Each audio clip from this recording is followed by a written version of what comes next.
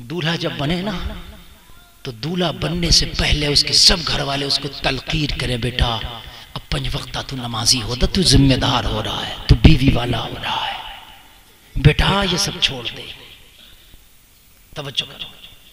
लड़की को माइयों बिठाते ना, माइयों ये रस्म पूरा नहीं आ रही है, बिठा सकते हैं माइयों में, लेकिन माइयों में होता क्या था, माइयों इसके उनके नहीं है कि पूरी महल्ले की लड़कियां आ रही हैं, फल भर भर के ला रही हैं, खिलाया, मजे ले रही हैं, मोबाइल देख रही हैं, माइयों में ना,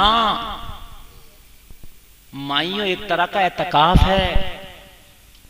जैसे एतकाफ में बैठ जाते हैं ना, सारे दुनिया के काम छोड़ देते, ऐसे बच्ची को माइयों में बिठाओ, और माइयों में बिठाने के बाद में बच्ची जितने दिन माइयों में बैठे उतने दिन 5 वक्त का नमाज पढ़ती रहे, कुरान की तिलावत करती रहे, नबी का दुरूद पढ़ती रहे, इससे चेहरे में भी निखार आएगा, इसके अमल में भी निखार आएगा। सुभान अल्लाह, बहुत अच्छा। आप निकाह में शामिल हुए, आपने कभी किसी मौलाना को निकाह पढ़ाते देखा होगा, सबने देखा। जब मौलाना निकाह पढ़ाते हैं तो सबसे पहले कलमा पढ़ाते हैं, देखा नहीं, पढ़ाते हैं कलमा, कोई 3 कलमा, कोई 2 कलमा, कोई ईमान मुजमल मुफस्सल भी पढ़ा लेते हैं, है ना। क्यों पढ़ाते हैं कलमा? क्या ये काफिर है? क्यों पढ़ा रहे हैं कलमा? इसलिए कलमा पढ़ाया जा रहा है, जिंदगी की नई शुरुआत है। अगर जिंदगी में कोई गलत सलत जुमले बोल के गुमराह भी हो गया था तो आज कलमा पढ़ा के इसको शुद्ध बनाया जा रहा है। अगर इधर उधर भी हो गया था तो इसे आज सही किया जा रहा, आज कलमा पढ़ाया, तौबा करा दिया और उसके बाद में फिर निकाह पढ़ा दिया, अब जिंदगी सीधी राहों पर चलने लगना। लेकिन हमारे यहाँ क्या होता, हमारे यहाँ तो तुम्हें मालूम है, एक रस्म है हल्दी ने तो हद कर दी, हल्दी ने खुदा की कसम हद कर दी है। हल्दी बड़ी खतरनाक है, इस हल्दी ने रब्बे काबा की कसम दिल हिला के रख दी है। भाभियां वो गुंडागर्दियां कर रही हैं हल्दी के नाम पर, वो गुंडागर्दियां दूर की लग्गे तग्गे के भी आएगी ना, इससे कोई मतलब नहीं था, वो भी आज आके मुकम्मल तरीके से दहशतगर्दी मचाए हुए है कि आज हल्दी है, हल्दी में डीजे तक बज रहे हैं, डिब्बे बज रहे हैं, डिब्बे नहीं मिल रहे हैं तो इन्हें मोबाइल बजा बजा के उसी पे डांस कर रही हैं कि मेरे आज देवर की शादी है, हल्दी की रस्म है, हल्दी की, हल्दियों में वो गुंडागर्दी, अरे ये हल्दी तुम्हें नाचने के लिए थी, ये हल्दी तुम्हें बदमाशी करने के लिए थी, ये हल्दी शैतानों का डंक मारने के लिए थी। ओ नौजवानों, शादियां हो, हल्दी हो, कहना खबरदार। हल्दी में कौन नाचेगा, कौन डांस करेगा, खबरदार, कोई नहीं डांस करेगा। हल्दी हो रही हो तो नाच गाना हो रहा होता है। हद ये है कि हल्दियों में बहनें तक नाचने लगती हैं। हल्दी में तो समझते हैं कि सब कुछ जायज हो गया, पूरी रात हल्दी लगती है, पूरी रात नमाज नहीं पढ़ेगा, ना ईशा की ना फजर की, पूरी रात हल्दी की रस्म, भाभी नाची,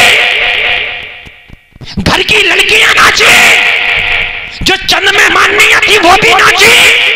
क्या हल्दी है हल्दी? क्या हल्दी में डांस जायज था? पहले तो हल्दी जरूरी नहीं है शादी में, काय की हल्दी?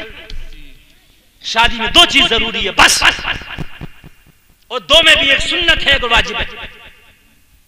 महर देना वाजिब है लड़की का, और वलीमा करना सुन्नत है। बस हो गया, ये 2 चीजें, बस कुछ नहीं है उसके बाद।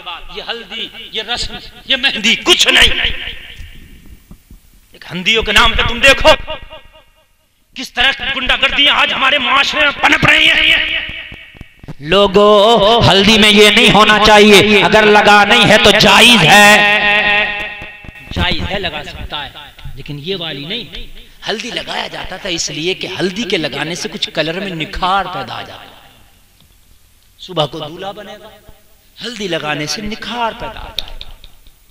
तो निखार डीजे बजा के आएगा, डांस करके आएगा, बदमाशियां करके आएगा, गुंडागर्दियां करके आएगा। है? होना तो ये चाहिए, अगर हल्दी लगाना तो ठीक है, दूल्हा हल्दी लगा ले, और हल्दी लगाने के बाद लोगों, लड़कियों का औरतों का तो कोई मैटर ही नहीं है, हल्दी लड़के की है तो यहाँ लड़कों का लड़कियों का तो मैटर ही नहीं है, डिपार्ट जेंट्स है। बात नहीं समझे आप? जब डिपार्ट जेंट्स है तो मामला तो जेंट्स का ही होगा ना, यहाँ औरतों का क्या मामला आ गया? बात समझो, माइयों वाला डिपार्ट लड़की का, लड़कियों का लेडीज डिपार्ट है माइयों वाला, वो बाद में बताऊंगा मैं। ये जो डिपार्ट है जेंट्स है। यहाँ तो आबी भाभी का मतलब ही नहीं है, ना बहन का, ना चच्ची का, ना फुफ्फी का, ना ताई का, किसी का कोई मैटर। लड़का हल्दी लगा ले, इसके दोस्त आए से मुबारकबाद देने, और हो सके तो फिर ऐसा हो ये हल्दी लगा के बैठा हो, इसका कोई दोस्त आए इसके पास आके बैठे, सूरह यासीन शरीफ के एक रुकू की तिलावत करे। दूसरा आए तो सूरह बकर का पढ़े, तीसरा आए तो सूरतुल ज़ुहा पढ़े, चौथा आए सूरह अलम नशरा पढ़े, आता जाए कुरान की तिलावत करता जाए, शादी की मुबारकबाद देता जाए। ये तो किसी हद तक समझ में आता है, ये भी जरूरी नहीं है, लाजमी नहीं है, लेकिन अगर हल्दी की रस्म ही है तो ये रस्म तो समझ में आती, ये तो आती है समझ में, लेकिन ये समझ में नहीं आती। हालांकि जरूरी नहीं है, तुम कहो कि मौलवी साहब कह गए जरूरी है ना, ना सुन्नत है, ना फर्ज है, ना कुछ भी नहीं। लेकिन अगर तुम्हारी रस्म ही है तो चलो जायज है, लेकिन उसमें इस तरीके की नहीं होना चाहिए।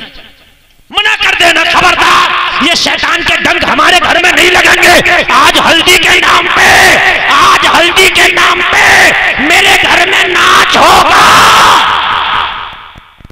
तो कल जब बहू आ जाएगी तो खाने के नाम पे, पीने के नाम पे, उठने के नाम पे, बैठने के नाम पे, पकाने के नाम पे, खिलाने के नाम पे, हर नाम पे झगड़ा होगा।